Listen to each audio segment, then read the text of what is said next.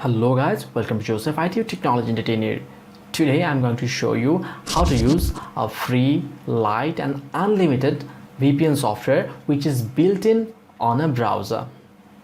Yes, it is built in and 100% free.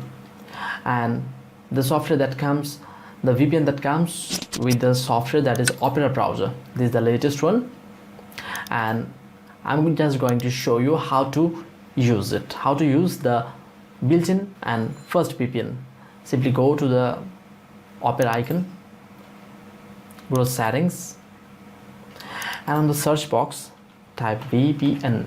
When the VPN appears, as you can see, this allows you to use the free and unlimited VPN service. Simply click there and the VPN service is now activated.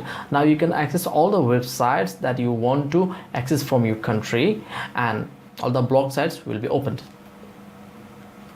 And this is the built-in system from Opera Mini browser for PC, and I hope it will help you a lot in order to use VPN service without an external software, without any hassle. And lastly, I hope you really found this video useful. If you really did so, then please don't forget to comment us on the comment box, like the video, share and subscribe to the channel of Joseph IT. Hope to see you in my next video tutorial. Until then, goodbye.